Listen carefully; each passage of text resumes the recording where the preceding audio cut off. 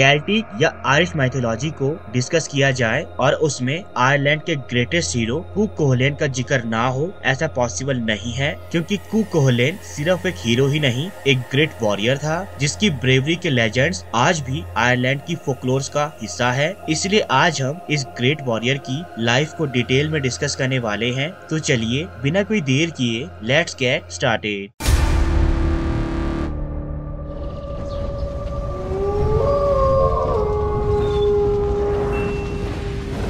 Cook कोहलेन को Irish Celtic mythology का one of the greatest warrior माना जाता है, जो न सिर्फ वॉरियर था बल्कि डेमिगॉड भी था। वैसे तो कुक कोहलेन की ब्रेवरी सिर्फ एक इवेंट तक पॉपुलर नहीं थी, पर फिर भी अल्स्टर साइकिल जितनी पॉपुलैरिटी उसे किसी इवेंट से हासिल ना हुई। उसकी ब्रेवरी का अंदाजा आप इसी बात से लगा सकते हैं कि उसके गुस्से से उसके दुश्मन तो क्या, उसके दोस्त भी दूर रहना पसंद करते थे। अपने in human strength, iron will और अनस्टॉपेबल रेज के साथ ही कुक कोहलेन ने अपने होम प्रोविंस अल्स्टर को बहुत से थ्रेट से बचाया और उसे प्रोटेक्ट करते हुए मारा गया। केल्टिक माइथोलॉजी के हीरो लू, जो कि एक डिवाइन एंटिटी था और मॉर्टल मदर से पैदा होने के कारण ही उसे डेमिगॉड कहा गया। बचपन से ही कुक कोहलेन ने अपने आप को अपने एरा का डेडलिएस्ट वॉरियर बनाने के लिए आयरलैंड और स्कॉटलैंड में टफ ट्रेनिंग ली, जिसका रिजल्ट ये निकला कि वो मल्टीपल एनिमीज को एक साथ एक ही समय पर सबक सिखा सकता था। उसके स्किल्स का कोई मैच नहीं था। उसकी स्ट्रेंथ और एथलेटिक एबिलिटी इतनी ज्यादा शानदार थी कि घंटों तक नींद में सुला देने वाले स्लीपिंग पोशन को वो सिर्फ एक ही घंटे की नींद से बीट कर सकता था। किसी भी बैटल में उसका सबसे इम्पोर्टेंट एसेट था उसका सुपरनैचुरल रेज, जिससे राइस्ट्राट या वार स्पाज्म के नाम से जाना जाता था। जब भी कुक कोहलेन अपनी राइस्ट्राट टेक्निक को यूज करता था, वो एक अनस्टॉपेबल फोर्स में चेंज हो जाता था, जो अपने सामने आने वाली हर चीज को तबाह कर देती थी। अपने डिफरेंट बैटल्स में कुक कोहलेन ने कई तरह के वेपन्स का यूज किया, पर दी मोस्ट नोटेबल वेपन्स थे स्लिंग शॉट्स और गाय बोलगा। गाय बोलगा एक बहुत ही खास तरह का वेपन था, जिसके बारे में स्कॉलर्स और डिबेटर्स ने काफी रिसर्च की, जिससे ये पता चला कि गाय बोलगा एक डेडली स्पीयर था जो बहुत से स्मॉल बार्ब्स को अपने विक्टिम पर छोड़ देता था। अपनी पावर एबिलिटीज में ही नहीं बल्कि अपीयरेंस में भी कुक कोहलेन अनबीटेबल था, जो बियर्डलेस, यूथफुल और स्ट्राइकिंगली हैंडसम था, जिसकी ब्यूटी के इफेक्ट का अंदाजा आप यहीं से लगा सकते हो कि लेडीज उसे देखने के लिए अपने हस्बैंड तक को भूल जाती थी। पर उसके बियर्डलेस होने के कारण एंशिएंट आयरलैंड में उसके मैनहुड पर बहुत से सवाल किए जाते थे, क्योंकि जनरली सभी केल्टिक हीरोज बियर्डेड और फिल्थी होते थे, जो उनके मैनहुड और ब्रेवरी को रिप्रेजेंट करता था।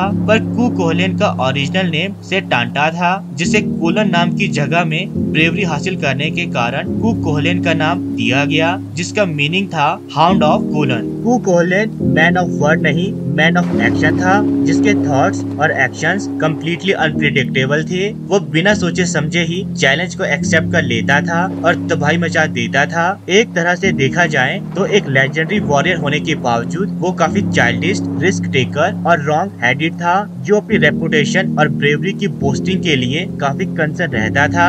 पर इनसे भी ऊपर कुक कोहलेन एक कर्ज से सफर कर रहा था। दरअसल एक प्रोफेसी के मुताबिक जो भी एक खास दिन पर बैटल में आए एनिमीज के हाथों को तोड़ देगा, वो अपनी एज का ग्रेटेस्ट वॉरियर बन जाएगा। पर इस बोन के साथ एक कर्ज भी जुड़ा था कि उस ग्रेटेस्ट वॉरियर की यंग एज में डेथ हो जाएगी। अब क्योंकि कुक कोहलेन ने ये कारनामा कर दिखाया था, इसलिए ये कर्ज उसके साथ जुड़ गया। साथ ही कुक कोहलेन को अपनी पावर्स को मेंटेन करने के लिए भी 2 स्ट्रिक्ट रूल्स को फॉलो करना पड़ता था। पहला रूल था कि वो किसी भी औरत के दिए खाने को मना नहीं कर सकता था, और दूसरा रूल था कि वो किसी भी फॉर्म में डॉग मीट नहीं खा सकता था। कुक कोहलेन को भी एक ब्यूटीफुल प्रिंसेस एमर से लव हुआ, जो फॉर्गल मोनार्च की बेटी थी। पर हर लव स्टोरी की तरह फॉर्गल एक हीरो को अपना सन इन लॉ नहीं बनाना चाहता था, इसलिए वो कुक कोहलेन को वॉरियर गॉडेस स्काहा के पास आइल ऑफ स्काई में ट्रेन होने के लिए भेज देता है, ये सोचकर कि वहाँ से कभी जिंदा